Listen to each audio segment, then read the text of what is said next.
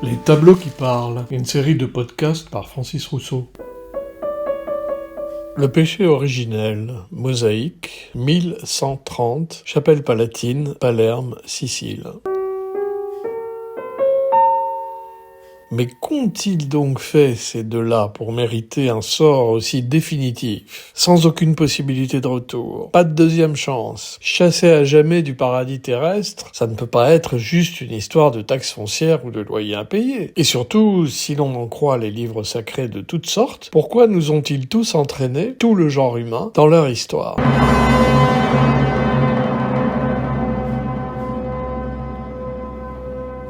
Moi, je ne me sens en rien responsable de la connerie qu'ils ont fait. De la bêtise qu'ils ont faite, de la faute commise. Encore faudrait-il déjà savoir de quelle nature était cette faute. Depuis que le monde est en capacité de réfléchir, des milliers de lettrés, de philosophes et de penseurs de tous acabits se sont penchés sur la question d'Adam et Ève sans jamais, cependant, apporter de réponse convaincante.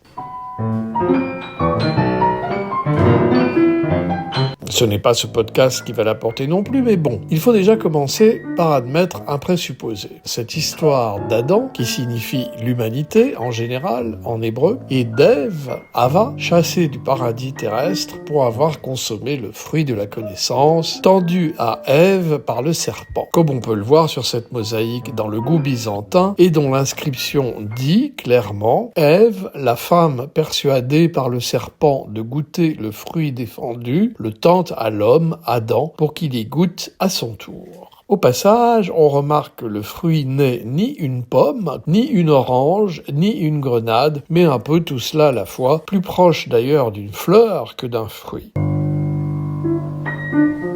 Ève y goûte donc, en invitant Adam à faire de même, d'un geste de la main droite. On remarque aussi, et c'est très important pour la suite de l'histoire, qu'à ce stade, et bien que totalement nu, aucun des deux organes sexuels n'est clairement défini. Celui d'Ève est caché, et celui d'Adam est si enfoui qu'il est indécelable. Tiens, un ange passe.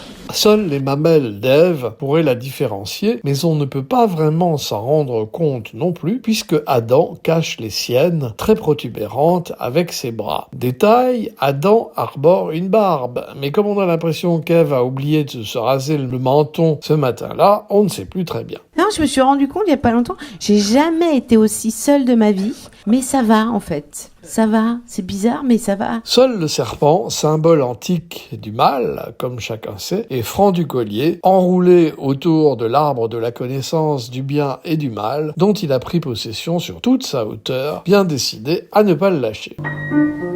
Comme dans le cas du Big Bang, il y a un avant et un après cette scène. Avant, tout va très bien, Madame la Marquise. On s'amuse, on rigole, on se trimballe à poil dans les bois, et on n'a ni diabète, ni cholestérol, encore moins de Covid, bien entendu. Quoi? Tu connais pas la renardière? C'est génial, ça fait des centaines d'années qu'on est là-bas, on est ravis. L'été, on fait des grandes tablées, on est morts d'air. En plus, on retrouve tout le temps les tas de cousins Nicolas de maman, qu'on n'a pas vu depuis des années, qu'on des bites énormes. Après, rien ne va plus. Les jeux sont faits. Ils ont croqué le fruit, c'est la cata. Qu'éprouves-tu? Peur as-tu? Lire en toi? Nous pouvons... Adam et Ève vont d'abord tout à coup avoir conscience qu'ils sont nus, et donc qu'ils sont différents, que l'un possède un appareil génital dehors, alors que l'autre l'a dedans, ou quelque chose comme ça. C'est moi, c'est maman. Du coup, honteux, on ne voit pas très bien pourquoi, mais bon, c'est comme ça. Ils vont se jeter sur une vieille feuille qui passe par là. Certaines représentations font d'ailleurs jaillir des feuilles de l'arbre pour leur servir de premier sous-vêtement pratique. Puis, ce sont les menaces et les anathèmes venant de la part de Yahvé. « Tu enfanteras dans la douleur », lance-t-il furieux à Ève. « Dégage, sors de mon jardin, grosse vache », éructe-t-il en direction d'Adam. « Remonte dans ton cocotier, idiote !» Ambiance. Mais l'ange a su, et un ange qui soit déçoit. Et cela ne va qu'empirer. Caïn et Abel, les deux rejetons d'Adam et Ève, vont se trucider en famille, se zigouillant à qui mieux mieux. À partir de ce moment, la guerre, la faim, l'envie, la jalousie, la rapiacerie, les verrues, la climatisation, la tourista et autres joyeusetés vont éclore d'un seul coup et ne plus jamais nous lâcher. La vilaine.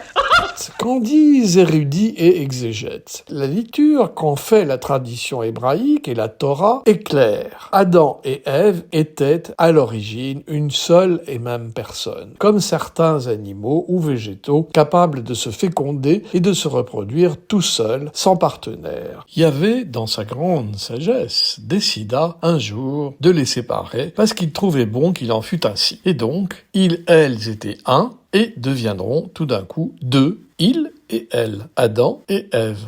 Tu dois désapprendre tout ce que tu as appris. C'est seulement au IVe siècle de l'ère chrétienne qu'Augustin d'Hippone inventa le terme de péché originel, avec la responsabilité collective de la faute léguée par Adam à l'humanité entière, pour les catholiques romains, rachetée par la mort du Christ en croix. Corruption totale de l'homme à travers Adam pour les protestants et Calvin, et contrition éternelle dans les affres et dans le noir.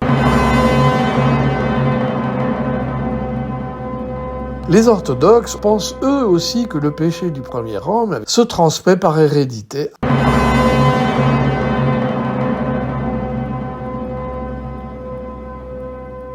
Pour les musulmans, dans le Coran, la faute d'Adam est présentée comme une omission par Adam d'un pacte passé antérieurement avec Dieu et non comme une faute intentionnelle. La sourate 114 dit « Déjà, nous avions fait un pacte avec Adam, mais il l'oublia. » À la sourate 120, on lit enfin « Puis Dieu revint à lui et le dirigea sur le chemin droit. » Pour Rousseau, le péché originel est une doctrine fantaisiste et bien commode pour fustiger sans arrêt la nature humaine. Il parle avec ironie de ce péché pour lequel, écrit-il, nous sommes punis très justement des fautes que nous n'avons jamais commises. Pour Freud, toute cette histoire se réfère au regret de la vie intra-utérine dont le jardin d'Éden est le symbole, et bien sûr à la sexualité, le serpent étant considéré par le bon Sigmund comme un symbole phallique qui essaye donc de tenter Ève en priorité plutôt qu'Adam, avec lequel il aurait peut-être eu autant de succès, n'en déplaise à Freud, mais bon.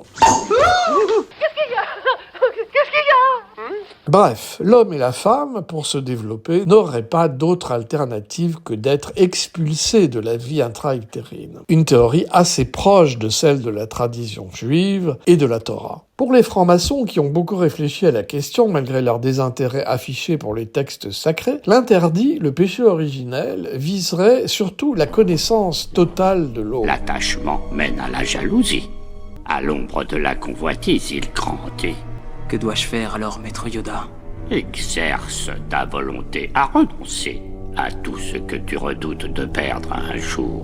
Personne, sauf Freud, vaguement, ne se demande quelle est la véritable nature du péché en question. Ce qui se dégage plus ou moins clairement, c'est que c'est au moment où on établit une différence entre les deux sexes, au moment du refus de la fusion, que nos aïeux auraient commis le mal et sont donc chassés par Yahvé, qui pourtant avait tout de même fait tout pour encourager cette différenciation. Coquin, ce Yahvé, finalement. J'aimerais qu'on me laisse dormir.